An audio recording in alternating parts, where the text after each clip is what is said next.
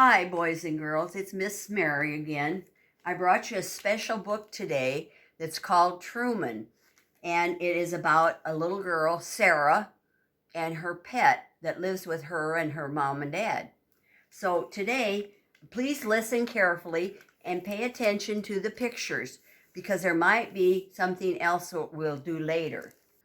Okay, today the book is called Truman, and that is the name of the turtle in the book.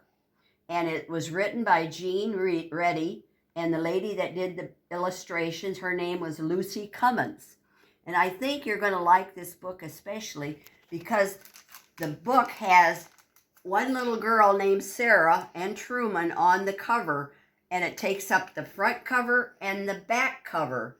And that is very unusual. And I've seen a lot of books for kids, and I don't remember ever seeing that where one character takes both covers. But I think you'll like the story. Please pay attention. And this is about a turtle. Truman was small, the size of a donut, a small donut, and every bit as sweet.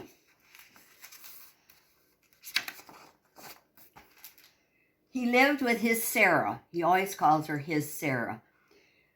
High above honking taxis, trash trucks, and shrieking cars, and the number 11 bus. And here's the bus.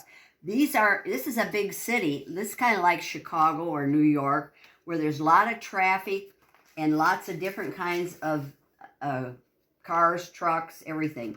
Motorcycles, everything. Truman never honked or growled or shrieked or at anything at anybody. And here she is coloring, and he's right there on the floor paying attention to what she's doing. He was peaceful and pensive, just like his Sarah. One day, Sarah ate a big banana with her breakfast. She clipped a big bow in her hair, a blue bow, and she buttoned up a brand new sweater. Oh, it makes him wonder what's happening. She strapped on a backpack so big that 32 small tortoises could ride along in it. And I counted, and there was 32 there. But 0 tortoises did. So she wasn't taking tortoises. He thought maybe she was. Sarah placed 7 green beans in Truman's dish. That is 2 more than usual. So usually he got 5, and she's giving him extra food. He's beginning to wonder. She kissed her finger and touched his shell and whispered, "Be brave." Then she left. Not to worry, she'd left before, and she's always returned. But this time, the backpack was particularly big, and Sarah looked particularly pensive. And that banana, and that big bow, and let's not forget about those extra beans. Now remember, she gave him extra beans. He's beginning to wonder what's going on. You think he thinks she's going away? That's when Truman saw something he'd never seen before. So he looked out of his tank. It was in the window. He looked out of his tank, and this is what he saw down below. And sometimes he couldn't see much, but today he's going to see more, isn't he? That's when Truman saw something he'd never seen before. Sarah boarding number 11 bus, and here they are getting on the bus. She's with her mother. The bus roared away. Now he's going to really worry. Truman waited for Sarah to return. He waited and waited and waited. He waited 1,000 hours, tortoise hours that is, until he could wait no longer. By the way, he is a tortoise and not a turtle. I think I refer to him as a turtle. He would go after his Sarah. He would catch her on the number 11 bus going south. Even amid the honking and the growling and the shirking. even if he seemed brave. Well, impossible. He's trying to get out of his tank and he keeps hitting the wall. There's 3 rocks in that tank. And when he noticed the rocks, 3 rocks, they had always been there before. Ordinary rocks that now seemed extraordinary. So what did he do? He climbed up the 3 rocks and he was able to grab the top of the tank and get out of the tank. Now, once he got out, and the arm of the couch, here's his tank. He got up those 3 rocks and got to the top. He came down on the arm of the couch, and he went along here. He went up the other pillow on the other end, and then he got down from there, and he came across these 2 high boots and the pillow, and then the rug. Then he came to that glorious rug. He always thought that rug was endless. He liked being on the rug. He's going towards some of her toys. The endless rug. Without Sarah, their home seemed vast and uncharted and unsettling. He's probably thinking pensive again, which is kind of thoughtful and sometimes you worry. Truly unsettling. These are some of her toys. He sees that safety pin. He doesn't want to get hurt by the safety pin. So he's going across her toys.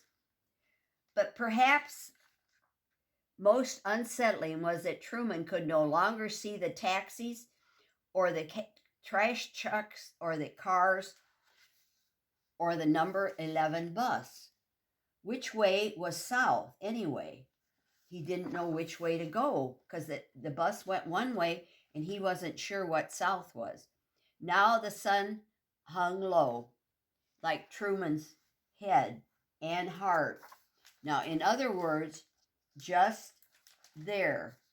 He's in there by himself, and it's going to start getting dark outside. Then, vroom, screech, whish, up floors and under doors. Truman heard a bus. He's going to go under that door. Look at, there's a big crack. It's time to catch number 11 south. Amid the honking and the growling and the shirking, yet standing there in the raw of light, Truman felt peaceful and pensive. That means he was thinking of her, and he was very thoughtful, and he was very brave. And he picked up this flower, which he found on the rug. I saw it laying on the rug back there, and he's got that in his mouth. I guess that makes him feel better. It makes him feel more at home, at least. So we'll see what he does next. But just as he was about to slip under the door, through the opening, barely the size of a small tortoise, here's somebody's feet. It looks like Sarah's shoes, doesn't it? Okay. Sarah! She spotted him, shining like the sun. Truman, she cried. She scooped him up and said things like, "Oh my goodness, and you, and how did you ever, and amazing." She saw how he got out of the tank. Sarah kissed her finger and touched it to his shell and tucked him back safely into the tank. And he is very proud that he was able to get out. Do you think she will move those rocks so he can't get out again? Or was he just too worried? And later, just before bedtime, she read him a story.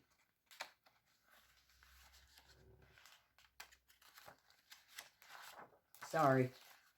Now Truman knew that someday soon he and his Sarah might travel south. Now here's where she's talking to some friends. They must be at school. It says show and tell. To see new sights and hear new sounds and think some new thoughts. And there is Sarah, and she's got Truman right in her hands. She took him to school for show and tell. Maybe some of you have show and tell at school, and you could bring your pet. You'd have to ask permission first from the teacher.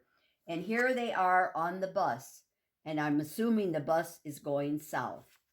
And that was what the book is about. The word pensive means that you're worried about something, or you're concerned and you're thoughtful and sometimes sad.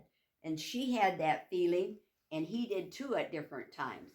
So don't forget, it's got the really fancy cover, and it's a cute book. And I'd like you guys to do something special for me if you would, because we had a book about Truman, the tortoise, and Sarah. Do you think you could make a Truman, a turtle, or a tortoise like this? Why don't I show you one or two I made and see if you like it. Here's his head, and remember he had his head kind of stuck out like that. And then his back was, this is the whole thing. I shouldn't have made this so tall. I should have made it a little bit lower because this looks out of sight. And his feet and his tail, well, the tail was brown, but the feet and the head were green, and his tail was brown. You think you could remember those colors, green and brown? The feet and head are green, everything else is brown. And then there was another one that I made just for fun, and so I made it with the same colors, the green for the head and the feet, and the brown for the turtle. This is a image, if you were looking down at a turtle, you would see it this way, kind of flat. So do you think you could make that out of construction paper or some kind of paper? Even if you don't have construction paper, you could get paper and just color it, and then bring it to church, or to where, when you go out to play at church, and leave it there with your name written on the back, so we know who it belongs to. And then when we go back to church, we'll start putting them up in the kindergarten or the first grade or second grade, whatever grade you're in. And so we can all look at them, and we'll know who did it because your name will be on the back. You think you could do that? It's fun. I had fun making this. My son makes fun of me because I'm making toys all the time, but it's fun. Thank you, kids, for listening, and think about Truman once in a while and think how worried he was, but try and laugh too because he did funny things. Thank you.